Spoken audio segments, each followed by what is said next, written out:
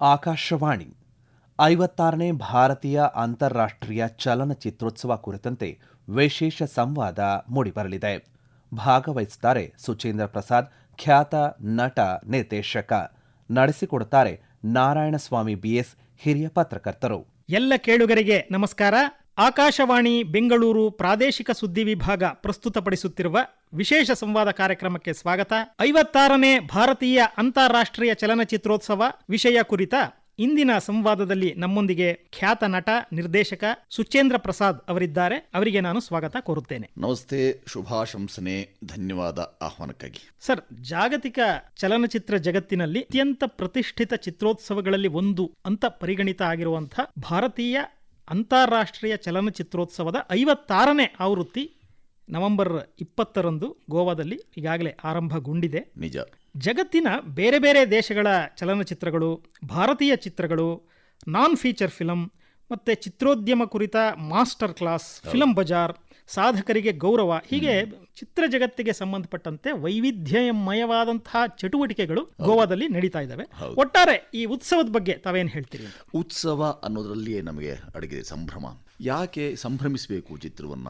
ನೋಡಿ, 1979ರ ಆಸ್ಪಾಸಿಗೆ international film festival of India, IFFI ಇದೆಯಲ್ಲ, ಈಗ ಅದು NFDC, national film development corporation ಅಂತ, ಅದರ ಅಡಿಯಲ್ಲಿ 56ನೇ ಆವೃತ್ತಿ ಅಂತಂದಾಗ, ಅದರಲ್ಲೂ ಗೋವೆಯಲ್ಲಿ ಮಾಡ್ತೇವೆ ಅಂತಂದಾಗ ನಮಗೆ ಒಂದಷ್ಟು ಆ ಥರದ ಹಳವಂಡಗಳು ಇವು ಅಂತ ಅನಿಸುತ್ತೆ. ಇಷ್ಟು ಚಂದ ಒಳ್ಳೊಳ್ಳೆಯ ನೆನಕೆಗಳಿವೆ, ಇಂಥ ಸ್ಮರಣೆ ಇದೆ ಅಂತ ಹೇಳಿದ್ರೆ ಬಹಳ ಒಳ್ಳೆಯ ಚಿತ್ರಗಳು ನೀವೇ ಹೇಳಿದಾಗೆ ಅಂತಾರಾಷ್ಟ್ರೀಯ ಮಟ್ಟದಲ್ಲಿ ಮತ್ತು ನಮ್ಮ ದೇಶದಲ್ಲಿ ಮತ್ತು ದೇಶದ ಈ ಸರಕು, ಈ ಸೊಬಗು, ದೇಶದಲ್ಲಿ ಇರೋ ಚಿಂತನೆ, ಆಲೋಚನಾ ಕ್ರಮ ಇವೆಲ್ಲವನ್ನು ಹೊರದೇಶಗಳಿಗೂ ರವಾನೆ ಮಾಡುವಂಥ ಒಂದು ಬಹಳ ಅದ್ಭುತವಾದ ವೇದಿಕೆ ಅದು. ಇದು 56ನೇ ಆವೃತ್ತಿಯನ್ನು ಈಗ ನಾವು ಕ್ರಮಿಸಿದ್ದೇವೆ ಅಂತಂದರೆ ಅದು ತುಂಬ ದೊಡ್ಡ ಅನುಭವದ ಸಾರ ಸಂಗ್ರಹ, ಒಂದು ದೊಡ್ಡ ಮೂಟೆಯೇ ನಮ್ಮ ಹೆಗಲಿಗಿದೆ ಅನ್ನೋದು. ಇಂಥದ್ದು ನಮ್ಮ ದೇಶದಲ್ಲಿಯೇ ಇರಬಹುದಾದಂಥ, ಅದರಲ್ಲೂ ನೋಡಿ ನಮ್ಗೆ ಗೊತ್ತಿರುವ ಹಾಗೆ ಅದರಲ್ಲಿ ಆಯ್ದುಕೊಳ್ಳುವಂಥದ್ದು ಮೊಟ್ಟ ಮೊದಲಿಗೆ ಯಾರಾದರೂ ಅಕಸ್ಮಾತ್ ಚಿತ್ರವನ್ನು ನಿರ್ದೇಶಿಸಿದ್ದಾರೆ, ನಿರ್ಮಿಸಿದ್ದಾರೆ ಅಂತ ಅವರಿಗೆ ಆದ್ಯತೆ ಇದೆ, ಅವಕಾಶವಿದೆ. ಅದಲ್ಲದೆ ಭಾರತೀಯತೆ ಮತ್ತು ಭಾರತೀಯ ಪರಂಪರೆ, ಸಂಸ್ಕೃತಿ, ಜ್ಞಾನ ಪರಂಪರೆ ಇಂಥವೆಲ್ಲವನ್ನ ಇಟ್ಟುಕೊಂಡಂತಹ ಅದಕ್ಕೆ ಒತ್ತು ಅನ್ನೋದು ಸಹ ನಮಗೆ ಈ ಪನೋರಮಾ ಅಥವಾ ಅಂತಾರಾಷ್ಟ್ರೀಯ ಆವೃತ್ತಿ ನಾವು ಹೇಳ್ತಿದ್ವಿ, ಗೋವಿಯಲ್ಲಿ ನಡೀತದೆ. ಅದಕ್ಕೆ ಆ ಎಲ್ಲ ಚಿತ್ರಗಳನ್ನು ನೋಡುವ, ಸಂಗ್ರಹಿಸಿಡುವ ಮತ್ತೆ ಅದಕ್ಕೊಂದು ಮಾರುಕಟ್ಟೆಯನ್ನು ಕಲ್ಪಿಸಿಕೊಡುವ. ನೀವಾಗಲೇ ಹೇಳಿದ ಹಾಗೆ ಮೊದಲಿಗೆ ಕೇವಲ ಚಿತ್ರ ಪ್ರದರ್ಶನಗಳಾಗ್ಲಿಕ್ತಿದ್ದ, ಆದ ನಂತರ ಅನೇಕ ಸೇರ್ಪಡೆಗಳಾದವು. ಆ ಸೇರ್ಪಡೆಗಳಲ್ಲಿ ಚಿತ್ರ ಅಥವಾ ಚಿತ್ರಕರ್ಮ ಅಂದ್ರೆ ಏನು, ಚಿತ್ರಕರ್ಮಿ ಯಾರು, ಯಾಕೆ ಈ ಉತ್ಸವಗಳನ್ನು ಆಚರಿಸಬೇಕು ಅಥವಾ ನಾವು ಸಂಘಟಿಸಬೇಕು, ಹಾಗೊಂದು ಆಯೋಜಿತ ಚಿತ್ರ, ಬೇರೆ ಬೇರೆ ಚಿತ್ರಗಳ ಬೇರೆ ಬೇರೆ ರೀತ್ಯ, ಅದು ಕಥಾ ಚಿತ್ರ ಮತ್ತು ಕಥೇತರ ಚಿತ್ರ, ಈ ಥರದ್ದೆಲ್ಲ ಅನೇಕ ವಿಭಾಗಗಳಿವೆ. ಆ ಎಲ್ಲ ವಿಭಾಗಗಳಲ್ಲಿಯೂ ಅತ್ಯುತ್ತಮವಾದನ್ನು ದರ್ಶಿಸುವಂಥ ಕೆಲಸಕ್ಕಾಗಿ ಅಂತ ಭಾರತದ ಘನ ಸರ್ಕಾರ ಇಂಥ ಏನು ಕೆಲಸ ಮಾಡಿದೆಯಲ್ಲ, ಅದು ಚಿತ್ರಕಾಶಿಯ ಹಾಗೆ ನಮಗೆ ಕಾಣಸಿಗುತ್ತೆ. ತುಂಬ ಜನರಿಗೆ ಯಾರಾದರೂ ತಮ್ಮ ವಿಚಾರಧಾರೆಯನ್ನು, ತಾವು ಹೇಳಲಿಟ್ಟುಕೊಂಡಂತಹ ಸರಕು, ಅಡಕ ಇದೆಯಲ್ಲ, ಇವೆಲ್ಲವನ್ನು ಒಂದು ಚಿತ್ರ ರೂಪದಲ್ಲಿ, ದೃಶ್ಯ ರೂಪದಲ್ಲಿ, ದೃಶ್ಯದ ಅಡಕವಾಗಿ ಇದನ್ನು ರವಾನಿಸಬೇಕಾದಾಗ ಅದು ಅಂತಾರಾಷ್ಟ್ರೀಯ ಮನ್ನಣೆಯೂ ಅಥವಾ ಅಂತಾರಾಷ್ಟ್ರೀಯ ಜನಸ್ತೋಮ, ಅದರಲ್ಲೂ ಚಿತ್ರ ಪ್ರೇಮಿಗಳಿದ್ದಾರೆ, ಅವರೆಲ್ಲರಿಗೂ ಸಿಗುತ್ತೆ ನೋಟಕ್ಕೆ ಅಥವಾ ಅದರಲ್ಲಿ ಅರ್ಥ ಮಾಡ್ಕೊಳ್ಳೋದಕ್ಕೆ ಅಥವಾ ಸಂವಹನಕ್ಕಾಗಿ. ಅದು ನಾವು ಯಾವಾಗಲೂ ಯೋಚನೆ ಮಾಡ್ತೇವೆ, ಕೆಂಪು ಹಾಸಿನ ಸ್ವಾಗತ ಅಂತ ಒಂದು ಕರ್ಕೊಳ್ತಾರೆ. ಆ ಕೆಂಪು ಹಾಸಿನ ಸ್ವಾಗತದಲ್ಲಿ ಅವರೆಲ್ಲ ನಡೆದು ಹೋಗಿ ಅವರೆಲ್ಲರೂ ನಮ್ಮನ್ನು ಅಭಿನಂದಿಸುವ, ಆ ಚಿತ್ರಗಳಲ್ಲಿ ನೋಡುವ, ಬಹಳ ಜನರಿಗೆ ಅದು ಉತ್ಸವ ಅವ್ರವ್ರಿಗೆ ಬೇಕಾದ್ದು ಮಾಡ್ಕೊಳ್ತಾರೆ ಅಂತಲ್ಲ, ಇಲ್ಲ, ಸಾರ್ವಜನಿಕರು ಪಾಲ್ಗೊಳ್ಳೋಕೆ ಅವಕಾಶ ಕೊಡುವಂಥದ್ದೆಲ್ಲ ಇದೆಯಲ್ಲ.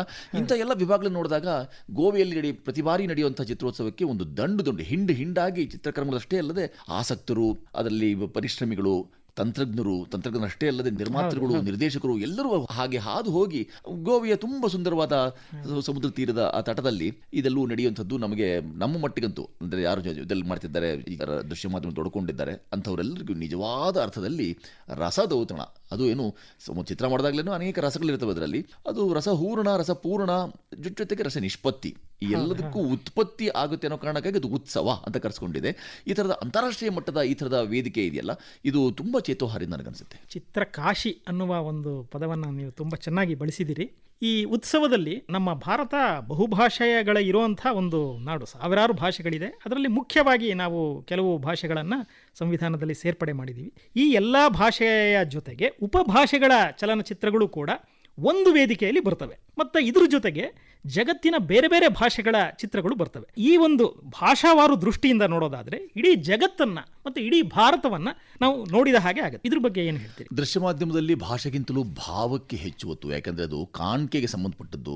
ನಾವು ಕಣ್ಣಿಗೆ ಕಾಣುತ್ತವೆ ಭಾವ, ಅಳುವು ಅಥವಾ ನಗು, ವಿನೋದ, ಇವ್ಯಾವ ನೀವು ರಸವನ್ನು ಹಿಡ್ಕೊಂಡಾಗ್ಯೂ ಸಹ ನಮಗೆ ಚೆನ್ನಾಗಿ ಗೊತ್ತಿರೋ ಹಾಗೆ ಬೇರೆ ಬೇರೆ ದೇಶಗಳಲ್ಲಿ ಬೇರೆ ಬೇರೆ ಅಳು ಇರುವುದಿಲ್ಲ. ಭಾವ ಸ್ವಲ್ಪ ವ್ಯತ್ಯಾಸ ಆಗೋದ್ರ, ಭಾಷೆ ವ್ಯತ್ಯಾಸ ಆಗೋದ್ರೂ ಸಹ ಭಾವಗಳು ಅದೇ ಇರುತ್ತಾದ್ರಿಂದ ಕಣ್ಣಾಲೆಗಳು ತುಂಬಿ ಬಂದಾಗ ಇಲ್ಲ ಹರ್ಷವಿರಬೇಕು ಇಲ್ಲ ದುಃಖವಿರಬೇಕು. ಈ ಥರದ ಅನೇಕ ಭಾವಗಳಿಂದ ಭಾಷೆಗೂ ಮೀರಿದಂಥ ಅನೇಕ ಬೇರೆ ಬೇರೆ ದೇಶಗಳೆಲ್ಲ ಅಲ್ಲಿನ ಜನರು ಬರ್ತಾರೆ, ಚಿತ್ರಕರ್ಮಿಗಳು ಬರ್ತಾರೆ, ಅಲ್ಲಿ ಆದಾನ ಪ್ರದಾನವಾಗುತ್ತೆ, ನೋಟಕ್ಕೆ ಅನೇಕ ಚಿತ್ರಗಳು ಸಿಗ್ತವೆ. ನೀವೇ ಹೇಳಿದ ಹಾಗೆ ಭಾಷೆಗಳ ಉಪಭಾಷೆಗಳಿವೆಯಲ್ಲ, ಉದಾಹರಣೆಗೆ ನಮ್ಮಲ್ಲಿ ಕನ್ನಡದ್ದೇ ನಾವು ಆಯ್ಕೆ ಮಾಡ್ಕೊಳ್ಳೋದಾದ್ರೆ ಬ್ಯಾರಿ ಇರುತ್ತೆ, ಕೊಂಕಣಿ ಇರುತ್ತೆ, ತುಳು ಇರುತ್ತೆ. ಈ ಥರದ ಅರೆ ಭಾಷೆಯಲ್ಲಿ ಕೂಡ ಚಿತ್ರಗಳು ಮಾಡಿದಂಥದ್ದೆಲ್ಲ ನೋಡ್ತಿರ್ತೀವಿ. ಕೊಡವ, ಅರೆ ಭಾಷೆ ಇಂಥವೆಲ್ಲ ಚಿತ್ರಗಳನ್ನ ನಾವೇನು ಮಾಡ್ತೇವಲ್ಲ, ಅವೆಲ್ಲಕ್ಕೂ ಒಂದು ಬಹಳ ಒಳ್ಳೆಯ ಸಂಬದ್ಧ ವೇದಿಕೆ. ಅದು ಸಮುಚಿತ ಅಂತ ನನಗನ್ಸುತ್ತೆ. ಅದು ಉಚಿತ ಅಂತಂದರೆ ಆ ಥರದ ಉಚಿತ ಅಲ್ಲ, ಅದು ಸಮುಚಿತ ಅಂದರೆ ಬಹಳ ಸಂಬದ್ಧವಾದಂಥ, ತುಂಬ ಎಲ್ಲರ ಸಾಂಗತ್ಯ ಸಿಗುವಂಥ, ಸಖ್ಯ ಸಿಗುವಂಥ, ಅಂಥರ ಮಾರುಕಟ್ಟೆ ಕಲ್ಪಿಸಿಕೊಡುವಂಥ ಇಂಥ ಅನೇಕ ವಿಭಾಗಗಳನ್ನು ನಾವು ಇಲ್ಲಿ ನಮಗೆ ಕಾಣಸಿಗುತ್ತೆ. ಆ ಎಲ್ಲ ನೋಡಿದಾಗ ಒಂದು ಒಳ್ಳೆಯ ಸದವಕಾಶ. ಯಾರಾದರೂ ತಮ್ಮ ವಿಚಾರಧಾರೆಯನ್ನು ಅಥವಾ ತಾವು ಹೇಳಲಿರಿಸಿಕೊಂಡಂಥ ಕಥನ ಇದೆಯಲ್ಲ, ಅದನ್ನು ದೃಶ್ಯರೂಪದಲ್ಲಿ ಕಟ್ಕೊಡೋದಕ್ಕೆ, ಇತರರಿಗೆ ತೋರಿಸೋದಕ್ಕೆ, ಸಾಮಾನ್ಯವಾಗಿ ಪ್ರದರ್ಶಕ ಕಲೆ ಅದು ಸಿನಿಮಾ ತಂದು ಕೂಡಲೇ ಇತರರಿಗೆ ರವಾನಿಸಬೇಕು ತಮ್ಮ ವಿಚಾರಧಾರೆ ಅನ್ನೋದಕ್ಕೋಸ್ಕರವೇ ತಮ್ಮ ಕಥನವನ್ನು ತಾವಿಟ್ಟುಕೊಂಡ ಸಂಗತಿಯನ್ನು ಇತರರಿಗೆ ಹರಿಯ ಬಿಡಬೇಕು ಅಂತ ಯೋಚನೆ ಮಾಡುವಂಥದ್ದು. ಹಾಗೆ ಹರಿಬಿಡೋದಕ್ಕೆ ಇರುವಂಥ ಈ ವೇದಿಕೆ ಇದೆಯಲ್ಲ, ಅದು ಬೇರೆ ಬೇರೆ ಭಾಷೆಗಳಲ್ಲಿಯೂ ಅದಕ್ಕೆ ಅಡಿಶೀರ್ಷಿಕೆಗಳು ಇದ್ದೇ ಇರುತ್ತೆ. ಆ ಥರ ಅಡಿಶೀರ್ಷಿಕೆಗಳು ಒಟ್ಟಿಗೆ ಆ ಚಿತ್ರಗಳನ್ನ ನೋಡಿದಾಗ ನಮಗೆ ಆಯಾ ಭೂಭಾಗದ ಆಯಾ ಜನರ ತುಮುಲ, ತಹತಃ, ತಾಕಲಾಟ, ತಲ್ಲಣಗಳೆಲ್ಲವೂ ಅಲ್ಲಿ ದಾಖಲಾಗಿ ದಾಟುವ, ಹಾಗೆ ದಾಟಿದ್ದನ್ನು ನಾವು ನಮ್ಮಲ್ಲಿ ಎಷ್ಟೋ ಬಾರಿ ಅನೇಕ ಪ್ರಶ್ನೆಗಳು ಉದ್ಭವ ಆಗುತ್ತೆ. ನಮ್ಮಲ್ಲೊಂದು ಆತ್ಮಾವಲೋಕನಕ್ಕೆ ನಾವು ಹೀಗೆ ಇದ್ದೇವೆಯೇ, ಅಥವಾ ನಮ್ಮ ಭವಿಷ್ಯ ಹೀಗಿರ್ಬೋದೇ, ಅಥವಾ ನಮ್ಮ ಗತ ಹೀಗಿತ್ತೆ, ನಾವು ಸುಧಾರಿಸಬೇಕೆ, ಈ ಥರದ ಅನೇಕ ವಿಚಾರಗಳು ನಮ್ಮ ಸ್ಮೃತಿಪಟಲನ್ನು ಹಾದು ಹೋಗುತ್ತೆ. ಹಾದುವಂಥ ಸಂಗತಿಗಳು ಕೆಲವು ಬಾರಿ ನಮ್ಮ ಬೌದ್ಧಿಕ ಔನ್ನತ್ಯಕ್ಕೂ ಸಹಕಾರಿಯಾಗಿರುತ್ತೆ. ಇನ್ನು ಕೆಲವು ಬಾರಿ ಇದು ನಮಗೆ ಬೇಕಿತ್ತೆ, ಬೇಡವಾಗಿತ್ತೆ, ಅಥವಾ ನಮ್ದು ಎಚ್ಚರಿಕೆ ಪಾಠವೂ ಆಗುತ್ತೆ. ಈ ಥರದ ಎಚ್ಚರಿಕೆ ಮತ್ತು ಆತ್ಮಾವಲೋಕನಕ್ಕೆ ಏಕಕಾಲಕ್ಕೆ ಅವಕಾಶ ಕೊಡುವಂಥ ಮತ್ತು ಸತ್ಪರಿಣಾಮವನ್ನು ದುಷ್ಪರಿಣಾಮವನ್ನು ಏಕಕಾಲಕ್ಕೆ ಮಾಡಬಲ್ಲಂಥ ಅನೇಕ ಚಿತ್ರಗಳನ್ನು ನಾವು ನೋಡಿದಾಗ ಪರಿಣಾಮ ಒಟ್ಟು ಬಹಳ ಮುಖ್ಯ ಅಂತ ಅನಿಸ್ಬಿಡುತ್ತೆ. ಪರಿಣಾಮ ಅದು ಸತ್ಪರಿಣಾಮ ಆಗಲಿ ದುಷ್ಪರಿಣಾಮ ಆಗಲಿ, ಇದು ಆಯ್ಕೆ ಸಮಿತಿ ಒಂದು ಇದ್ದೇ ಇರುತ್ತೆ. ಆಯ್ಕೆ ಸಮಿತಿಯಲ್ಲಿ ಯಾವುದು ದರ್ಶನೀಯ, ಅದನ್ನು ಪ್ರದರ್ಶನೀಯ ಯಾವುದು, ದರ್ಶನೀಯ ಯಾವುದು ಅನ್ನೋದ್ರ ಬಗ್ಗೆ ತುಂಬ ಜನರ ಚರ್ಚೆ ಆಗುತ್ತೆ ಅಲ್ಲಿ. ಹಾಗಾಗಿ ಚರ್ಚೆ ಆಗಲಿ, ಸಂವಾದವಾಗಲಿ, ಸಂವಹನವಾಗಲಿ, ಇವೆಲ್ಲವೂ ಏಕಕಾಲಕ್ಕೆ ಆಗುವಂಥ ನಮ್ಮ ಈ ಗೋವೆಯ ಚಿತ್ರೋತ್ಸವ ಇದೆಯಲ್ಲ, ಅದನ್ನು ಪನೋರಮಾ ಅಂತ ಕರೆಸ್ಕೊಳ್ಳುವಂಥದ್ದು. ಅದು ನಾವು ಆಂಗ್ಲದ ಪನೋರಮಾ, ಅದಕ್ಕೊಂದು ಶಬ್ದದ ವ್ಯುತ್ಪತ್ತಿ, ಆ ಶಬ್ದಾರ್ಥವನ್ನು ಗಮನಿಸಿಕೊಂಡಾಗಲೇ ಗೊತ್ತಾಗುವಂಥದ್ದು. ಅನೇಕ ಅರ್ಥಗಳು ಆ ಶಬ್ದಾರ್ಥವನ್ನು ಗಮನಿಸಿಕೊಂಡಾಗಲೇ ನಮಗೆ ಪ್ಯಾನರಮಿಕ್ ವ್ಯೂ ಅನ್ನೋ ಹಾಗೆ ಆ ಥರ ಸಂಪೂರ್ಣ ಸಮಗ್ರವಾದಂಥ ಒಂದು ದೃಷ್ಟಿಯನ್ನು, ಸಮುದ್ರವೊಂದು ಕೋನವನ್ನು, ಅನೇಕ ಕೋನಗಳ ಸ್ಪರ್ಶವನ್ನು, ಅನೇಕ ಮಗ್ಗುಲುಗಳನ್ನು, ಅನೇಕ ಪಾರ್ಶ್ವಗಳ ದರ್ಶನವನ್ನು ಇದು ಮಾಡಿಸುತ್ತಾದ್ದರಿಂದ ಇದು ವಿಶಿಷ್ಟವಾದ್ದು. ನಮ್ಮ ಈ ಗೋವಾ ಚಿತ್ರೋತ್ಸವ ಜಾಗತಿಕವಾಗಿ ಮನ್ನಣೆ ಪಡೆದಂಥ ಕೆಲವೇ ಚಿತ್ರ ಉತ್ಸವಗಳಲ್ಲಿ ಒಂದು. ಈ ಚಿತ್ರೋತ್ಸವದಲ್ಲಿ ಈ ಹಿಂದೆ ತಾವು ನಟಿಸಿದ ಹಲವು ಚಿತ್ರಗಳು ಪ್ರದರ್ಶನ ಆಗಿದ್ದಾವೆ. ಈ ಒಂದು ಅನುಭವದ ದೃಷ್ಟಿಯಿಂದ ಮತ್ತೆ ತಾವು ಬಹುತೇಕ ಚಿತ್ರೋತ್ಸವಗಳಲ್ಲಿ ಭಾಗವಹಿಸಿದ್ದೀರಿ, ಗೋವಾ ಫೆಸ್ಟಿವಲ್ಲೂ ಸೇರಿದಂತೆ ಜಗತ್ತಿನ ಬೇರೆ ಬೇರೆ ಚಿತ್ರೋತ್ಸವಗಳಲ್ಲಿ. ತಮ್ಮ ಅನುಭವ ಹೇಗಿತ್ತು ಅಂತ? ಸಾಮಾನ್ಯವಾಗಿ ಚಿತ್ರೋತ್ಸವ ಅಂತ ಮಾಡಿದಾಗಲೇ ನಾನು ಹೇಳಿದ ಹಾಗೆ ಸಂಭ್ರಮಕ್ಕಾಗಿ ಉತ್ಸವ ನೀವು ಮಾಡೋದಾದರೆ, ಅದು ಸಂಭ್ರಮ ಅಂದರೆ ಕೇವಲ ಚಿತ್ರ ಪ್ರದರ್ಶನದ ಉತ್ಸವ ಅಂತಲ್ಲ. ಅದರಲ್ಲಿನ ಅಡಕಗಳನ್ನು ನಾವು ಹೇಗೆ ಅಂತರ್ಗತ ಮಾಡ್ಕೊಳ್ತೀವಿ, ಮನನಕ್ಕೆ ಯೋಗ್ಯವಾಗಿದೆ, ಮನನ ಯೋಗ್ಯ, ದಾಖಲು ಯೋಗ್ಯ ಸಂಗತಿಗಳನ್ನು ನೋಡ್ತೇವೆ, ಆಗ ನಮ್ಮಲ್ಲೇ ಒಂದು ಪ್ರಫುಲ್ಲತೆ, ಮನಸ್ಸಿಗೊಂದು ಮಾನಸಿಕ ಪ್ರಫುಲ್ಲ. ಒಂದು ಚಿತ್ರಕರ್ಮ ನಿಮ್ಗೆ ಚೆನ್ನಾಗಿ ಗೊತ್ತಿರೋ ಹಾಗೆ ಯಾವುದು ಘಟನಾವಳಿಯನ್ನು ಇರಿಸಿಕೊಂಡೇ ಮಾಡಿರುವಂಥದ್ದು ಕಪೋಲು ಕಲ್ಪಿತ ಅಂತ ಯಾವುದು ಇರುವುದಿಲ್ಲ, ಎಲ್ಲವೂ ಘಟಿತ ಆಗಿರಬೇಕು. ಆ ಥರದ ಘಟನಾವಳಿಯನ್ನು ಈ ನಿಯಮಾವಳಿಯ ಚೌಕಟ್ಟಿಗೆ ಎಳೆತಂದು ಒಂದು ಆಯ್ಕೆ ಸಮಿತಿ ಮುಖಾಂತರ ಇದು ಒಂದು ಅಂತಾರಾಷ್ಟ್ರೀಯ ಮಟ್ಟದ ಮನ್ನಣೆ ಕೊಟ್ಟು ಅದಕ್ಕೆ ಸಿನಿಮಾ ಆಗುತ್ತೆ ಅಂತಂದರೆ, ಅದಕ್ಕೊಂದು ಕೆಂಪು ಹಾಸಿನ ಸ್ವಾಗತದಲ್ಲಿ ನಿಮ್ಮನ್ನು ಸ್ವಾಗತಿಸಿ ಅಲ್ಲಿನ ಜನರೆಲ್ಲ ಕೂತು ನೋಡಿ ಅದರಲ್ಲಿ ಸೂಕ್ಷ್ಮಗಳನ್ನು, ಸಾಮಾನ್ಯವಾಗಿ ಇದು ರಸಗ್ರಹಣಕ್ಕೆ ಸಂಬಂಧಪಟ್ಟದ್ದು, ತುಂಬ ಜನರಿಗೆ ರಸಪರಿಚಯವೇ ಇರುವುದಿಲ್ಲ. ಆದರೆ ರಸಗ್ರಹಣಕ್ಕೆ ಸಂಬಂಧಪಟ್ಟಂಥ ಈ ಚಿತ್ರ ಕಾವ್ಯ ಅಥವಾ ಚಿತ್ರದ ಈ ದೃಶ್ಯ ಕಾವ್ಯ ಅಥವಾ ಚಿತ್ರ ಕಾವ್ಯಗಳೇನಿರ್ತವೆ, ಇಂಥವುಗಳ ಪ್ರಸ್ತುತಿ ಇದೆಯಲ್ಲ, ಆ ಪ್ರಸ್ತುತಿಯಲ್ಲಿ ಕೇವಲ ಆತ್ಮಸ್ತುತಿಗಲ್ಲದೆ ಇತರರನ್ನು ಓಲೈಸುವ ಅಥವಾ ಕೇವಲ ಓಲೈಸುವುದಕ್ಕಷ್ಟೇ ಅಲ್ಲದೆ ನಾವು ಎಷ್ಟೋ ಬಾರಿ ಮಹತ್ತರವಾದ ಸಂಗತಿಗಳನ್ನು ರವಾನಿಸ್ತಿರ್ತೇವೆ. ಆ ಥರದ ರವಾನೆ ಆಗಬಲ್ಲಂಥ ಸರಕುಗಳನ್ನ ನಮ್ಮ ನೋಡ್ಕೊಂಡಾಗ ಅಥವಾ ಇತರರನ್ನು ಗಮನಿಸುವ ನಾವು ಏನು ಮಾಡ್ತೀವಿ ಅಂದ್ರೆ, ನೆಪ ನಮಗೆ ನಮ್ಮ ಚಿತ್ರವಿದೆ ಅಲ್ಲಿ ಅಂತ ಹೇಳಿದ್ರೆ ಅದನ್ನು ನೋಡ್ತೇವೆ, ಇತರರು ಹೇಗೆ ಅದನ್ನು ನೋಡಬಹುದು, ಅದನ್ನು ಹೇಗೆ ಗ್ರಹಿಸಬಹುದು, ರಸಗ್ರಹಣ ಹೇಗಾಗ್ತಾ ಇದೆ, ಅದ್ರ ಜೊತೆಗಿನ ಸಂವಾದ ಇತ್ಯಾದಿಗಳಲ್ಲಿ ಅವ್ರು ನಮ್ಮನ್ನು ಕೇಳುವ ಪ್ರಶ್ನೆಗಳೇನು, ನಾವು ಅದನ್ನು ಎಲ್ಲಿ ತಪ್ಪು ಮಾಡಿದ್ದೇವೆ ಅಥವಾ ಎಲ್ಲಿ ಸರಿಯಾಯಿತು, ಯಾವ ಸೂಕ್ಷ್ಮವನ್ನು ಅವರು ಹೇಗೆ ಸ್ವೀಕಾರ ಮಾಡಿದ್ರು, ಆ ಸ್ವೀಕಾರ ಮಾಡಿದ್ದಕ್ಕೆ ನಮ್ಗೆ ಕೊಟ್ಟಂಥ ಚಿತ್ರ ಆಕಾರ ಇದೆಯಲ್ಲ ಅದು ನಿಜವಾಗಿಯೂ ಸಂಬದ್ಧವಾದ್ದೇ. ಇವೆಲ್ಲವನ್ನು ನಮಗೆ ನೋಡೋದಕ್ಕೆ, ಕಲಿಯೋದಕ್ಕೆ, ಅರ್ಥ ಮಾಡ್ಕೊಳ್ಳೋದಕ್ಕೆ, ಮುಂದಿನ ಚಿತ್ರಗಳಿಗೆ ಅನುಸರಿಸೋದಕ್ಕೆ, ಅನುಷ್ಠಾನ ಮಾಡೋದಕ್ಕೆ ಅನುಕೂಲವಾಗೋದಾದರೆ, ಮಿಕ್ಕಾಗಿ ನಮಗೆ ಆ ನೆಪದಲ್ಲಿ ಇತರರ ಚಿತ್ರಗಳನ್ನು ನೋಡೋಕೆ ಅವಕಾಶ ಆಗ್ಬಿಡುತ್ತಲ್ಲ, ಆ ಚಿತ್ರಗಳು ಒಂದು ತೌಲನಿಕ ಅಧ್ಯಯನ ಆರಂಭ ಆಗ್ಬಿಡುತ್ತೆ. ತುಲನಾತ್ಮಕವಾಗಿ ಈ ಚಿತ್ರಕ್ಕೆ ನಾನು ಹಾಕಿದ ಶ್ರಮಕ್ಕಿಂತಲೂ ಭಿನ್ನ ಸ್ತರದ ಶ್ರಮವನ್ನು ಅವರೇನಾದ್ರು ಹಾಕ್ತಾ ಇದ್ದಾರೆಯೇ, ಅದೆಷ್ಟು ಮಟ್ಟಿಗೆ ಸರಿ ಇದೆ, ಅದು ಸ್ವಲ್ಪ ಗೌಣ ಅಂತ ಅನ್ಸುತ್ತೆ, ನಗಣ್ಯವೇ ಅಥವಾ ನಿಜವಾಗಿಯೂ ಗಣ್ಯವೇ, ಅದು ಮಾನ್ಯವಾಗಬೇಕೇ, ಅದು ಅನ್ಯಾತ ನಮ್ಗೆ ಅನಿಸೋದಿಲ್ಲ. ಯಾವ ಚಿತ್ರವೂ ಇದು ಯಾವುದೋ ಭಾಷೆಯದು, ಇದು ಯಾವುದೋ ಭಾವದ್ದು ಅಂತ ಅನ್ನಿಸೋದೇ ಇಲ್ಲ. ಆಯಾ ಚಿತ್ರಗಳನ್ನ ನೋಡಿದಾಗಲೇ ನಮಗೆ ಎಂಥ ಮಾನ್ಯವಾದಪ್ಪ, ಹಾಗಾಗಿ ಆ ಸಮಿತಿ ಇದನ್ನು ಆಯ್ಕೆ ಮಾಡಿಕೊಂಡು ಇದು ನಮಗೆ ಬೇಕು. ಎಷ್ಟೋ ಬಾರಿ ಕೆಲವು ಅಪವಾದಗಳನ್ನು ಹಾಗೆ ನಮ್ಮಲ್ಲಿ ಕೆಲವು ಆ ಥರದ ಇರುತ್ತವೆ, ಸಣ್ಣ ಪುಟ್ಟ ಸಂಗತಿಗಳು ಏನು ಮಾಡುತ್ತವೆ, ಕೆಲವರಿಗೆ ಯಾವ ಚಿತ್ರಗಳು ಆಯ್ಕೆಯಾಗೋದಿಲ್ವೋ ಅವರೆಲ್ಲರೂ ಪಾಪ ನೊಂದುಕೊಳ್ಳೋದುಂಟು. ಇದು ನಾನು ಎಷ್ಟು ಉತ್ಕೃಷ್ಟವಾದನ್ನೇ ಹೆತ್ತವರಿಗೆ ಹೆಗ್ಗಣ ಮುದ್ದಾಗಿರೋದ್ರಿಂದ ಎಷ್ಟು ಉತ್ಕೃಷ್ಟವಾದ್ದನ್ನು ನಾವು ಮಾಡಿದ್ದಾಗ್ಯೂ ಸಹ ಯಾಕೆ ಇದು ಆಯ್ಕೆ ಆಗಿಲ್ಲ ಅಂತ ಎಷ್ಟೋ ಬಾರಿ ಬೇಸರ ಆಗೋದುಂಟು.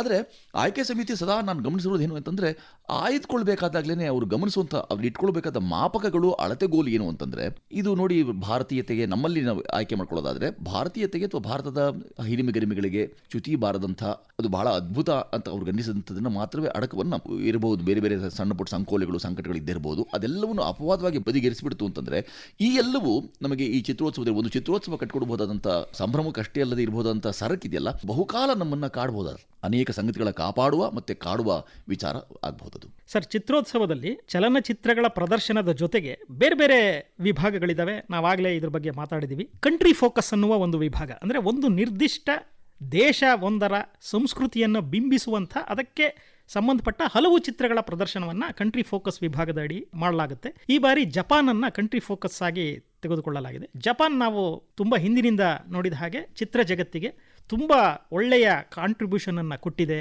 ಒಳ್ಳೊಳ್ಳೆಯ ಚಿತ್ರ ನಿರ್ದೇಶಕರು ಅಕಿರಾ ಕುರಾಸಾವಾ ಇರಬಹುದು, ಈ ರೀತಿಯ ಜಾಗತಿಕ ಚಿತ್ರದ ಒಂದು ಜಾಡನ್ನು ಬದಲಿಸಿದಂಥ ನಿರ್ದೇಶಕರು ಮತ್ತು ಚಿತ್ರ ದೃಶ್ಯ ಕಾವ್ಯಕ್ಕೆ ಹೊಸ ವ್ಯಾಖ್ಯಾನ ಬರೆದಂಥ ಚಿತ್ರಗಳು ಬಂದಿದ್ದಾವೆ. ಈ ಬಾರಿಯ ಈ ಒಂದು ಜಪಾನ್ ಫೋಕಸ್, ಕಂಟ್ರಿ ಫೋಕಸ್ ಇದೆಯಲ್ಲ, ಅದ್ರ ಬಗ್ಗೆ ತಾವೇನು ಹೇಳ್ತೀರಿ? ಸಾಮಾನ್ಯವಾಗಿ ಈ ಚಿತ್ರೋತ್ಸವದಲ್ಲಿ ಎಲ್ಲ ವಿಭಾಗಗಳಿವೆಯಲ್ಲ, ಅವು ಎಷ್ಟು ನಮಗೆ ಪ್ರಯೋಜನಕಾರಿ, ಎಷ್ಟು ಲಾಭದಾಯಕ ಅನ್ನೋದನ್ನು ನೀವು ತುಂಬ ಚೆನ್ನಾಗಿ ಒತ್ತು ಹೇಳ್ತಿದ್ದೀರಿ. ಅದ್ಭುತವಾದಂಥದ್ದು ಯಾವುದಾದ್ರು ಪ್ರತಿ ವರ್ಷಕ್ಕೆ ಒಂದು ಆ ಥರದೊಂದನ್ನು ನಾವು ಆಯ್ದುಕೊಂಡ ಈ ಜಾಗ, ಈ ಭೂಭಾಗ, ಇದಕ್ಕೆ ಸಂಬಂಧಪಟ್ಟ ಸಂಸ್ಕೃತಿ ಆಗಲಿ, ಅಲ್ಲಿನ ಭಾವನೆ ಆಗಲಿ, ಅಲ್ಲಿನ ಬದುಕಾಗಲಿ, ಇಂಥವುಗಳ ಕುರಿತಾಗಿ ಮಾಡುವಂಥದ್ದು. ಒಂದು ಚಿತ್ರ ಅಂತಂದ ಕೂಡಲೇ ನಮ್ಗೆ ಗೊತ್ತಿರೋ ಹಾಗೆ ಅದು ಕೇವಲ ಯಾರೋ ಒಬ್ಬರ ನಿರ್ದೇಶಕರ ನಿಲುವು ಆಗಷ್ಟೇ ಆಗಿರೋಲ್ಲ, ಒಂದು ಕಾಲಘಟ್ಟದ ದಾಖಲೆಯೂ ಆಗಿರುತ್ತೆ. ಉದಾಹರಣೆಗೆ 60, 70, 80 ದಶಕದಲ್ಲಿ ನೀವು ಮಾಡಿದ ಚಿತ್ರಗಳಿವೆಲ್ಲ ಆಯಾ ಕಾಲಘಟ್ಟದ ಸಾಮಾಜಿಕ ಸ್ಥಿತಿಗತಿ ಏನಿದೆ ಆ ಎಲ್ಲವನ್ನ ಆಕರವಾಗಿ ಲಭ್ಯ ಆಗುತ್ತೆ, ನಿಮಗೆ ಒಂದು ಆಧಾರವಾಗಿ ಸಿಕ್ಕತ್ತೆ ನಿಮಗೆ. ಆ ಥರದ ಯಾರು ಪುಣ್ಯಾತ್ಮರು ಇದನ್ನೆಲ್ಲ ಯೋಚನೆ ಮಾಡಿ ದೂರಗಾಮಿ ದೂರದರ್ಶಿತ್ವ ಇಟ್ಕೊಂಡು ಇದನ್ನೆಲ್ಲ ಹೊಂದಿಸ್ಕೊಂಡ್ರು ಗೊತ್ತಿಲ್ಲ. ನೋಡಿ ಎಷ್ಟು ಚಂದ ಅದು ಅಂದರೆ,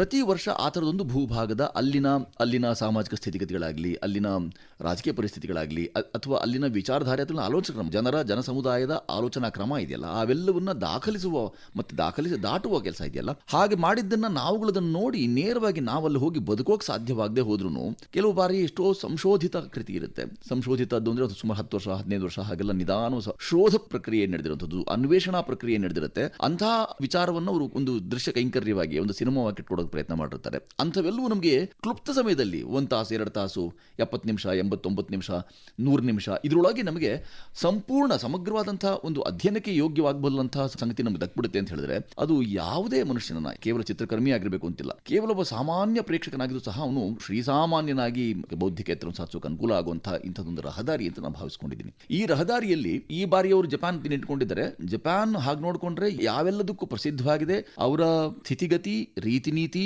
ಇವೆಲ್ಲವನ್ನ ಒಂದು ಚಿತ್ರ ಕಟ್ಟಿಕೊಟ್ಟು ನಾವು ಜಪಾನ್ಗೆ ಹೋಗದೆಯೇ ನಮ್ಮ ಗೋವೆಯಲ್ಲೇ ಕೂತು ಅದೆಲ್ಲದರ ಕುರಿತು ಮಾಹಿತಿ ಪಡ್ಕೊಳ್ತೇವೆ ಅಂತಂದರೆ ಇದಕ್ಕಿಂತಲೂ ಮಿಗಿಲಾದಂಥ ಬಹಳ ದೊಡ್ಡ ವ್ಯವಸ್ಥೆ ಮತ್ತು ಇನ್ನೇನಾಗಿರ್ಬೋದು. ಒಂದು ಚಿತ್ರೋತ್ಸವ, ಅದರಲ್ಲೂ ನೀವು ಹೇಳಿದ ಹಾಗೆ ಅನೇಕ ಚಿತ್ರೋತ್ಸವಗಳ ಪೈಕಿ ತುಲನೆಯಲ್ಲಿ ನೋಡಿದಾಗ ಇದು ವಿಶಿಷ್ಟ ಮತ್ತು ವಿಶೇಷ ಅಂತ ಅನ್ಸೋದು. ಯಾಕೆ ಅಂತ ಹೇಳಿದ್ರೆ ಇಲ್ಲಿ ಶೇಷವಾಗಿ ಉಳಿಯೋದಿದೆಯಲ್ಲ, ಸವಿಸ್ಮೃತಿಯಾಗಿ ನೋಡಿ ಹೊತ್ಕೊಂಡು ಹೋಗ್ತಾನೆ ಮನುಷ್ಯ, ಅದು ಬಹಳ ಮುಖ್ಯವಾಗಿಬಿಡುತ್ತೆ. ಆ ಸವಿ ಕಹಿ ಸ್ಮೃತಿ ಯಾವುದಾದ್ರು ಆಗಿರ್ಬೋದು, ಆ ಸವಿ ಅಥವಾ ಕಹಿ ಸ್ಮೃತಿಯಲ್ಲಿ ಅವ್ನು ಎತ್ಕೊಂಡು ಹೋಗ್ತಿರ್ಬೇಕಾದಾಗ ಏನನ್ನು ಕೊಂಡೊಯ್ದು ಬಹಳ ಮುಖ್ಯವಾಗಿಬಿಡುತ್ತೆ. ಚಿತ್ರ ಒಂದು ಸಾಮಾನ್ಯವಾಗಿ ಯಾರು ಏನು ಮಾಡಿದ್ದಾರೆ ಅದನ್ನು ಹಾಗೆ ತದ್ವತ್ ಸ್ವೀಕಾರ ಮಾಡಬೇಕು ಅಂತ ಏನು ನಿಯಮ ಇಲ್ಲ.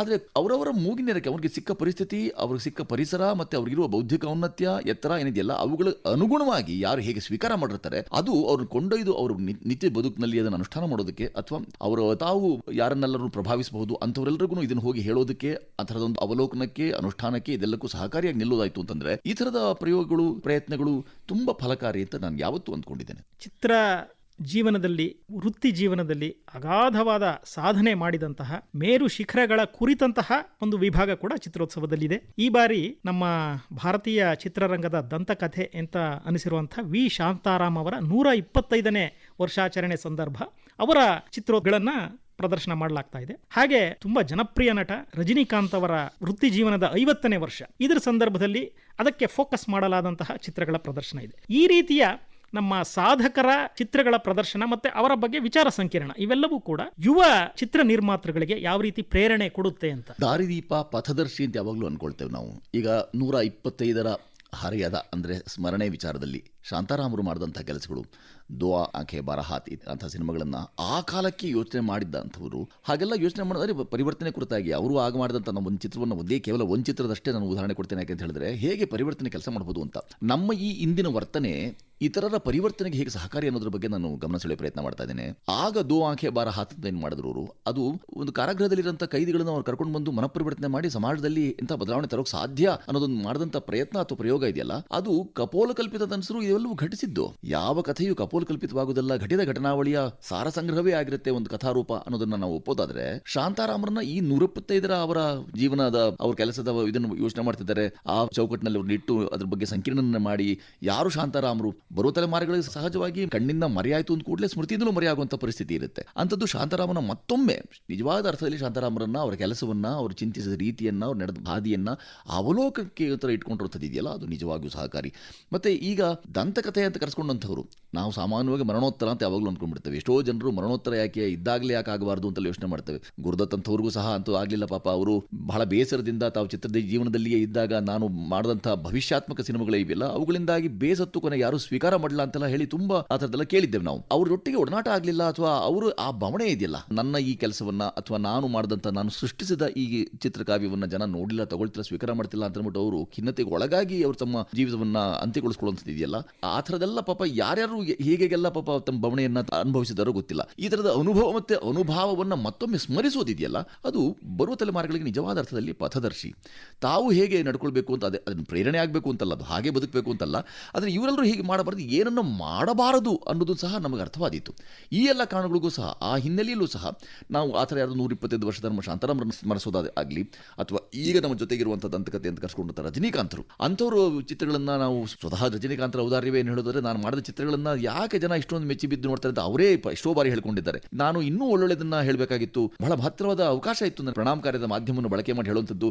ಕೆಲವಷ್ಟೇ ಕೆಲಸಗಳನ್ನ ಮಾಡಲು ಸಾಧ್ಯವಾಯಿತು, ಮಿಕ್ಕಂತೆ ನಾನು ಕೇವಲ ವಾಣಿಜ್ಯ ಅಂದರೆ ದ್ರವ್ಯಾರ್ಜನೆಗೋಸ್ಕರ ಮಾಡಬೇಕಾದಂಥದ್ದಕ್ಕೆ ಅನಿವಾರ್ಯವಾಗೋಯಿತು ಅಂತ ಅವರೆಲ್ಲ ಪಾಪ ಔದಾರ್ಯದ ಎತ್ತರು ಹೇಳಿದ್ರೆ, ಅದನ್ನು ಸಹ ನಾವು ಅವಲೋಕನ ಮಾಡಿ ಕೇವಲ ವಾಣಿಜ್ಯಕ್ಕಾಯ್ದು ಸೀಮಿತವ, ಇದಕ್ಕೊಂದು ಮಿತಿಯುತ ಚೌಕಟ್ಟನ್ನು ಹೀಗೆ ಹಾಕೊಳ್ಬೇಕೆ. ರಜನಿಕಾಂತರನ್ನು ಕೂಡಿಸಿಕೊಂಡು ರಜನಿಕಾಂತರ ಚಿತ್ರಗಳನ್ನು ನಾವು ಒಮ್ಮೆ ಅದರ ಸಂಕೀರ್ಣಗಳನ್ನು ನಡೆಸುವಂಥದ್ದು, ಕಾರ್ಯಾಗಾರ ಮಾಡುವಂಥದ್ದು, ಶಿಬಿರಗಳನ್ನು ಮಾಡುವಂಥದ್ದು, ಇದರ ಮುಖಾಂತರ ಯಾರು ಯಾವುದನ್ನು ಮಾಡಬಹುದು, ಮಾಡಬೇಕು, ಮಾಡಬೇಕಾಗಿತ್ತು, ಮಾಡಲಿಲ್ಲ, ಇವೆಲ್ಲದರ ಕುರಿತಾದ ಅವಲೋಕನ ಇದೆಯಲ್ಲ, ಅದು ಯಾವುದೇ ಸಂದರ್ಭಕ್ಕೆ, ಯಾವುದೇ ತಲೆಮಾರಿಗೆ ನಿಜವಾದ ಅರ್ಥದಲ್ಲಿ ಅವರು ದಾರಿದೀಪವೇ. ಅದು ಒಂದು ಕಂದೀಲು ಹಿಡಿದು ನೋಡಿ ಇದೆಲ್ಲ ಹೀಗಾಗಿದೆ ಹಿಂದೆ ಅಂದರೆ, ಇತಿಹಾಸವನ್ನು ಅರಿಯದವರು ಇತಿಹಾಸವನ್ನು ನಿರ್ಮಿಸಲಾರರು. ಹಾಗೆ ಇತಿಹಾಸಕ್ಕೋಸ್ಕರ ಇತಿಹಾಸದ ಹೀಗೆ ನಡೆಯಿತು ಅಂತ, ಹೀಗೆ ನಡೆಯಿತು ಅನ್ನೋದಕ್ಕೆ ಆಯ್ಕೆ ಪ್ರಕ್ರಿಯೆಯಲ್ಲಿಯೂ ಸಹ ನಾವು ಎಡವದೆ ಅದನ್ನು ಬಹಳ ಗಟ್ಟಿಯಾದಂಥದ್ದು. ಇಂಥವ್ರು ಆಯ್ಕೆ ಮಾಡ್ಕೊಳ್ಬೇಕಾದಾಗ ಯಾರೋ ಒಬ್ಬರ ಮಾತು, ಒಬ್ಬರ ಶಿಫಾರಸು ಅಲ್ವಲ್ಲ, ಅದು ಒಂದು ತಂಡವಾಗಿ ಕೂತ್ಕೊಂಡು ಸರ್ಕಾರದ ಪರವಾಗಿ ನಿಂತು ಯಾರು ಸರ್ಕಾರ ನೇಮಿಸಿರುತ್ತೆ ಆ ಎಲ್ಲರೂ ಘನತೆವೆತ್ತವರು, ಬಹಳ ಸಂಬದ್ಧವಾದ ಜನರನ್ನ, ಸಂಬದ್ಧವಾದ ಕೆಲಸಗಳನ್ನ ಅವರನ್ನ ಆಯ್ಕೆ ಮಾಡ್ಕೊಳ್ತೇವೆ. ಮತ್ತೆ ಶಾಂತಾರಾಮರು ಮಾಡಿದ ಕೆಲಸ ಅದು ಸಣ್ಣದಲ್ಲವೇ ಅಲ್ಲ, ಬಹಳ ದೊಡ್ಡದಾದ ಕೆಲಸಗಳನ್ನ ನಾವು ಇದು ದೊಡ್ಡದು ಅಂತ ಮತ್ತೊಮ್ಮೆ ಸ್ಮರಿಸೋದಿದೆಯಲ್ಲ,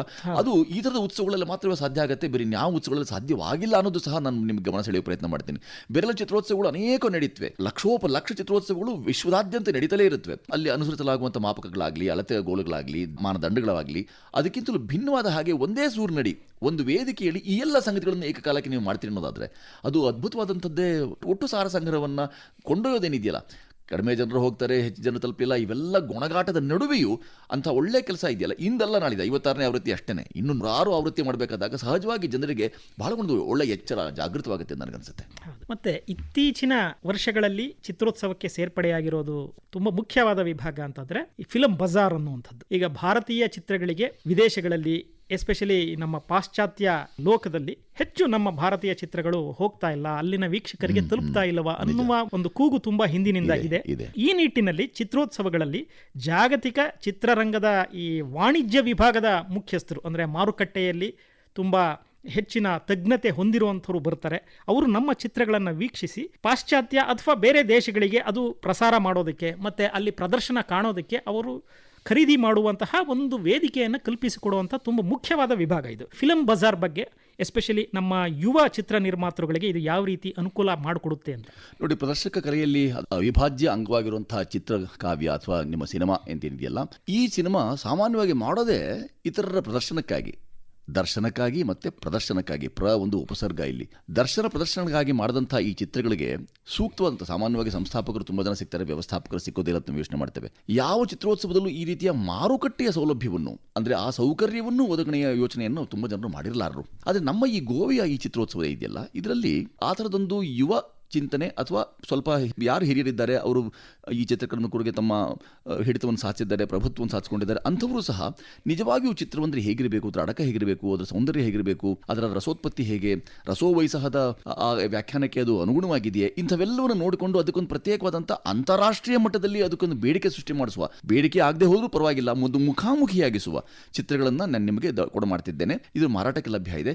ಅದು ಎಷ್ಟಕ್ಕೆ ಆಗುತ್ತೆ, ಹೇಗಾಗುತ್ತೆ ಮುಖ್ಯ ಅಲ್ಲ, ಆದರೆ ಅದೊಂದು ಪ್ರಾಥಮಿಕ ಗುರಿ ಒಂದಿದೆಯಲ್ಲ, ಚಿತ್ರಗಳನ್ನ ಮಾಡೋದೇ ತೋರಿಸೋದಕ್ಕಾಗಿ, ಪ್ರದರ್ಶನಕ್ಕಾಗಿ ಇದೆಯಲ್ಲ, ಅದು ಅಲ್ಲಿ ಸಾಧ್ಯವಾಗುತ್ತೆ, ಅದು ಅಲ್ಲಿಗೆ ನೆರವೇರ್ತಾ ಇದೆ ಅಂತ ಹೇಳಿದ್ರೆ ಅದಕ್ಕಿಂತಲೂ ಮಿಗಿಲಾದಂಥ ಸುಖ ಚಿತ್ರಕರ್ಮಿಗೆ ಇನ್ನೇನು ಬೇಕು.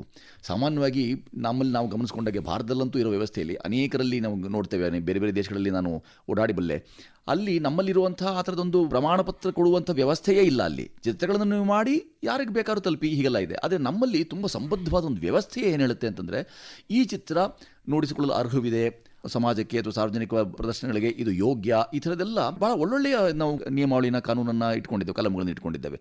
ಅದರ ಮುಖಾಂತರ ಇದು ಹಾಗೆ ನೋಡಿಕೊಂಡ್ರೆ ಪನೋರಮದಲ್ಲಿ ನೀವು ಕಳಿಸುವಂಥ ಚಿತ್ರಗಳಿಗೆ ಆರಂಭದಲ್ಲಿ ನೀವೊಂದು ಪ್ರಮಾಣ ಪತ್ರ ಕೊಟ್ಟರೆ ಸಾಕು, ನಿಮಗೆ ಇದೇ ಬೇಕಾಗಿಲ್ಲ, ಪ್ರಮಾಣ ಪತ್ರ ಮಂಡಳಿ ಅಂತ ಏನಿದೆಯಲ್ಲ ಅದರ ಪ್ರಮಾಣ ಪತ್ರವೇ ಬೇಕಾಗಿಲ್ಲ.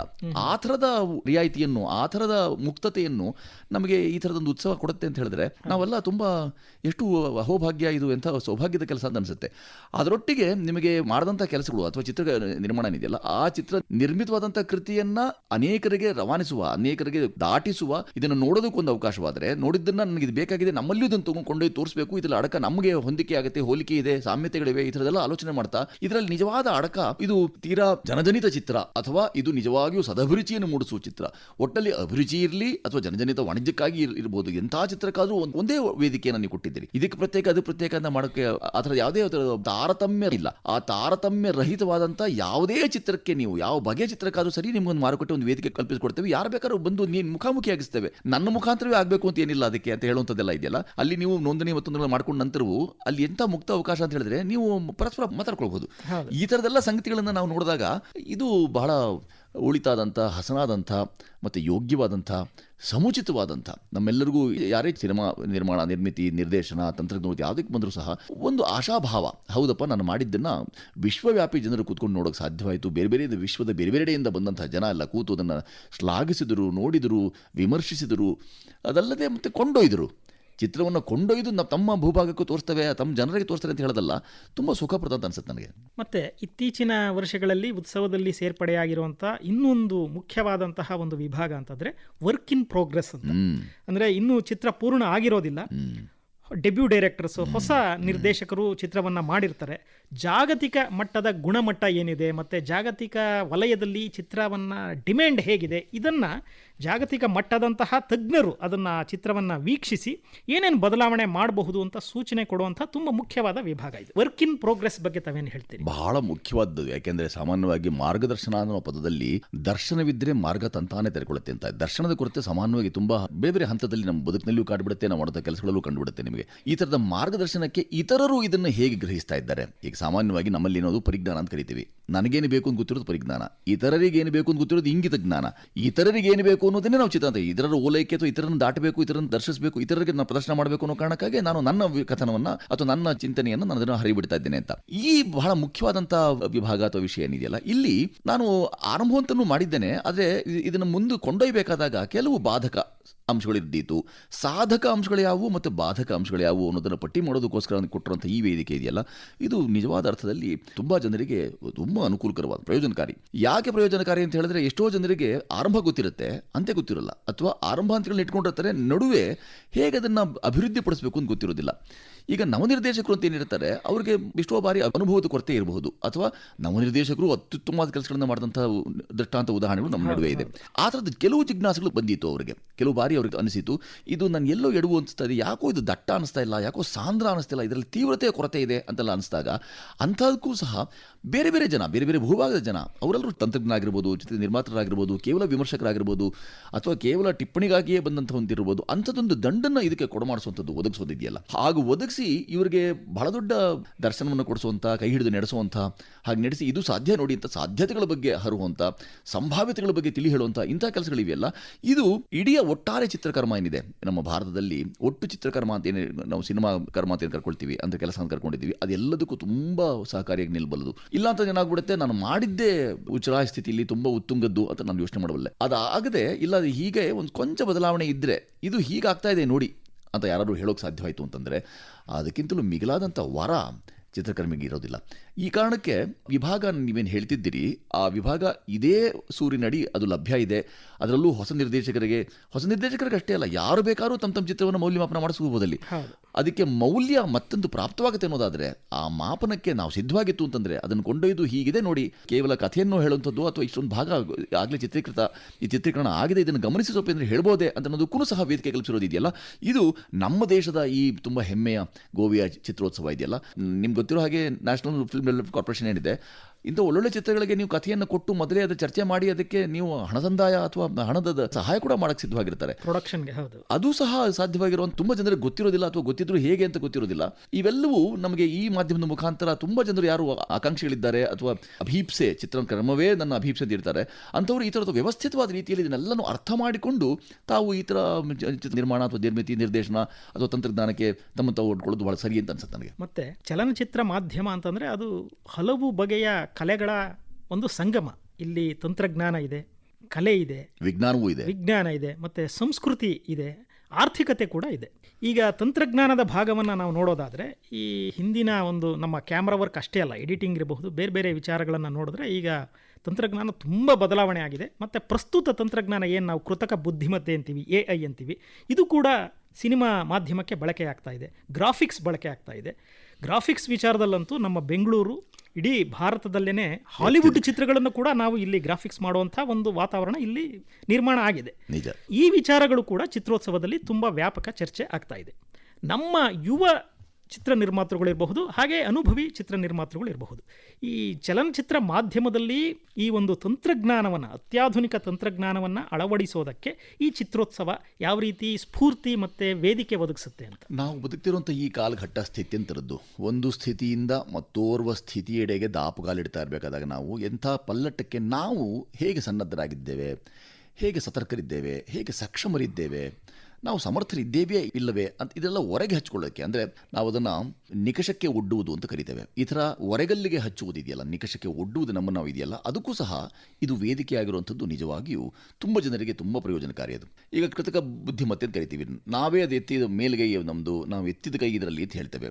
ಅದು ಅದಕ್ಕೆ ಬೇಕೇ ಬೇಡವೆ ಈ ತೀರ್ಮಾನವೂ ಸಹ ಅಲ್ಲಾಗುವಂಥದ್ದು. ಈಗ ಪಲ್ಲಟವಾಗ್ಬಿಟ್ಟಿದೆ, ಈಗ ದಾಂಗುಡಿ ಇಟ್ಬಿಟ್ಟಿದೆ ಮಾರುಕಟ್ಟೆಗೆ. ಹಾಗಾಗಿ ನಿಮಗೆ ಈ ಚಿತ್ರಕ್ಕೆ ನಾವು ಒಂದು ಕೃತಕ ಬುದ್ಧಿಮತ್ತೆ ಇರುವಂಥದ್ದು ಅಥವಾ ಗ್ರಾಫಿಕ್ಸ್ ಬಳಸ್ಕೊಳ್ತಿದ್ದೀವಿ, ಈ ಥರದ್ದೆಲ್ಲ ನಾವೇನು ಅನ್ಕೊಳ್ತೀವಿ. ಈ ಚಿತ್ರಕ್ಕೆ, ಈ ಅಡಕಕ್ಕೆ, ಈ ಕಥನಕ್ಕೆ ಅದು ಬೇಕೇ ಬೇಡ ಚರ್ಚೆಯೂ ಸಹ ಅಲ್ಲಿ ವ್ಯಾಪಕವಾಗಿ ಆಗೋದ್ರಿಂದ ಇದು ಬೇಕಾಗಿರಲಿಲ್ಲ, ಅದನ್ನು ಹಾಗೆ ತರಬಹುದಾಗಿತ್ತಲ್ಲ ಅನ್ನೋ ಅಂಥದ್ದು ಯಾವುದೋ ಒಂದು ಎಳೆಯನ್ನು ತುಂಬ ಸೂಕ್ಷ್ಮವಾದಂಥದ್ದು ತುಂಬ ಸರಳವಾಗಿ ನಮಗೆ ರವಾನೆ ಆಗಿಬಿಟ್ಟಾಗ ನಾನು ಮತ್ತೆ ಯಾಕೆ ಇಷ್ಟೊಂದು ತಿಪ್ಪರಲಾಗ ಹಾಕ್ತಾ ಇದ್ದೆ, ಯಾಕೆ ಇಷ್ಟೆಲ್ಲ ಕಸರತ್ತು ಕವಾಯಿತು ಮಾಡಿದೆ ಅಂತ ಕೂಡ ನಮಗೆ ಒಬ್ಬ ಚಿತ್ರ ನಿರ್ಮಾತೃಗೆ ಅನ್ನಿಸಬಹುದು. ಅಂಥದ್ದೆಲ್ಲದಕ್ಕೂ ಆ ಎಲ್ಲ ಜಿಜ್ಞಾಸೆಗಳಿಗೆ ನಾವು ಈಗ ಸದ್ಯಕ್ಕೆ ಇರುವಂಥ ಈ ಪಲ್ಲಟದ ಕಾಲಘಟ್ಟದಲ್ಲಿ ನಮಗೆ ಮೊದಲು ಬಳಕೆ ಆಗ್ತಿದ್ದ ಸಲಕರಣೆಗಳಾಗಲಿ, ಉಪಕರಣಗಳಾಗಲಿ, ಆಗಿದ್ದಂಥ ಬುದ್ಧಿಮತ್ತೆ ಆಗಲಿ, ಆಗಿದ್ದಂಥ ತಂತ್ರಜ್ಞಾನ ವಿಜ್ಞಾನ ಅಂತ ಆಗಲೇ ಹೇಳಿದೆ ಅಂತ ಹೇಳಿದ್ರೆ, ವಿಜ್ಞಾನದಲ್ಲಿ ಪದವಿ ವಿಭಾಗ ಮಾಡಿದಾಗ ವಿಲಕ್ಷಣ ಜ್ಞಾನವೂ ಇದೆ, ವಿಕೃತ ಜ್ಞಾನವೂ ಇದೆ, ವಿಶೇಷ ಜ್ಞಾನವೂ ಇದೆ. ಈ ಥರದ ವಿಶೇಷ ಜ್ಞಾನಕ್ಕೆ ಒತ್ತು ಕೊಟ್ಟಂಥ ಈ ಕೆಲಸವಿದೆಯಲ್ಲ, ಅದು ತುಂಬ ಜನರಿಗೆ ಯಾರೆಲ್ಲರೂ ಜಿಜ್ಞಾಸುಗಳಿರ್ತಾರೆ, ಅವ್ರು ತಾವು ಏನು ಮಾಡಬೇಕು ಅಂತ ಗೊತ್ತಾಗದೆ ಅಥವಾ ಈಗ ಮಾಡಬೇಕೇ ಬೇಡವೆ ಅಂತಿದ್ದಾಗ ಗೊತ್ತಿರುವಂಥ ಪರಿಚಿತನ ಆಕಾರ ಮಂದಿ ಏನು ಮಾಡೋ ಬದಲು ಆಗಂತುಕರು ಅಪರಿಚಿತರು ಕುತ್ಕೊಂಡು ಇದು ಬೇಕು ಇದು ಬೇಡ ಅಂತ ಹೇಳುವಂಥದ್ದು ಇದೆಯಲ್ಲ, ಇದು ಯಾವಾಗಲೂ ಸಾಮಾನ್ಯವಾಗಿ ಗೆಳೆಯರಲ್ಲಿ, ಸಹೋದರರಲ್ಲಿ ಅಥವಾ ಪರಿಚಿತರಲ್ಲಿ ಹೇಳಿದಾಗ ಅವರು ದಾಕ್ಷಿಣ್ಯಕ್ಕೊಳಗಾಗಿ ಏನಾದ್ರು ಹೇಳ್ಬಿಡುವಂಥದ್ದು ಇದೆ. ಇಲ್ಲಿ ಸಂಪೂರ್ಣ ಆಗಂತುಕರು ಅಪರಿಚಿತರು ಕೂತ್ಕೊಂಡು ಟೀಕೆ ಟಿಪ್ಪಣಿ ಇಂಥದ್ದೆಲ್ಲ ಮಾಡೋದ್ರಿಂದ ವಿಮರ್ಶೆಯ ದೃಷ್ಟಿಯಿಂದ, ತೀರಾ ವಿಮರ್ಶೆಯ ದೃಷ್ಟಿಯಿಂದ ಇದು ಯಾವುದು ವಿಲಕ್ಷಣ ಯಾವುದು ಲಕ್ಷಣ ಅಂತ ಹೇಳುವಂಥದ್ದು ಇದೆಯಲ್ಲ, ಆ ಎಲ್ಲ ಸಂಗತಿಗಳು ಯಾವುದೇ ಚಿತ್ರಕರ್ಮಕ್ಕೆ, ಚಿತ್ರ ನಿರ್ಮಿತಿಗೆ ಬದಲಾದ ಕಾಲಘಟ್ಟದಲ್ಲಿ ನಮಗೆ ಸಹಕಾರಿಯಾಗಿದ್ದಕ್ಕಂತೆ. ಇಲ್ವಾದಲ್ಲಿ ನಮಗೇನು ತೋಚತ್ತೆ ಅದನ್ನು ಮಾಡಿ ಇದುವೇ ಚಿತ್ರ ಅಂತ ಹೇಳಿದಾಗ ಸಹಜವಾಗಿ ಜನರಿಗೂ ಇವರಿನ್ನೂ ಅಪ್ಡೇಟ್ ಆಗಿಲ್ಲ, ಅಪ್ಗ್ರೇಡ್ ಆಗಿಲ್ಲ ಅಂತ ಯೋಚನೆ ಮಾಡೋಕ್ಕೆ ಸಾಧ್ಯವಾಗ್ಬಿಡ್ಬೋದು. ಇಲ್ಲಿಯವರೆಗೆ 56ನೇ ಭಾರತೀಯ ಅಂತಾರಾಷ್ಟ್ರೀಯ ಚಲನಚಿತ್ರೋತ್ಸವದ ವೈವಿಧ್ಯಮಯ ವಿಚಾರಗಳನ್ನು ಮತ್ತು ಬೇರೆ ಬೇರೆ ಆಯಾಮಗಳ ಕುರಿತು ತಮ್ಮ ನಿಲುವುಗಳನ್ನು, ತಮ್ಮ ವಿಚಾರಗಳನ್ನು ನಮ್ಮೊಂದಿಗೆ ಹಂಚಿಕೊಂಡಿದ್ದೀರಿ. ಹಿರಿಯ ನಟ, ನಿರ್ದೇಶಕ ಸುಚೇಂದ್ರ ಪ್ರಸಾದ್ ಅವರಿಗೆ ನಾನು ಧನ್ಯವಾದಗಳನ್ನು ಸಲ್ಲಿಸ್ತೇನೆ. ನಮಸ್ಕಾರ. ಧನ್ಯವಾದ. ನಮೋ ನಮಃ. ಇದುವರೆಗೂ 56ನೇ ಭಾರತೀಯ ಅಂತಾರಾಷ್ಟ್ರೀಯ ಚಲನಚಿತ್ರೋತ್ಸವ ಕುರಿತಂತೆ ವಿಶೇಷ ಸಂವಾದ ಕೇಳಿದಿರಿ. ಭಾಗವಹಿಸಿದವರು ಸುಚೇಂದ್ರ ಪ್ರಸಾದ್, ಖ್ಯಾತ ನಟ, ನಿರ್ದೇಶಕ. ನಡೆಸಿಕೊಟ್ಟವರು ನಾರಾಯಣಸ್ವಾಮಿ ಬಿಎಸ್, ಹಿರಿಯ ಪತ್ರಕರ್ತರು. ಪ್ರಸಾರ ನಿರ್ವಹಣೆ ಚೇತನ್ ಸಿವಿ. ಸಮಗ್ರ ನಿರ್ವಹಣೆ ಆಕಾಶವಾಣಿ ಬೆಂಗಳೂರು ಪ್ರಾದೇಶಿಕ ಸುದ್ದಿ ವಿಭಾಗದ ಉಪನಿರ್ದೇಶಕರಾದ ರಾಯ್ ಚಾಕೋ. ಈ ಕಾರ್ಯಕ್ರಮ ಆಕಾಶವಾಣಿ ಬೆಂಗಳೂರು ಪ್ರಾದೇಶಿಕ ಸುದ್ದಿ ವಿಭಾಗದ ಕೊಡುಗೆ.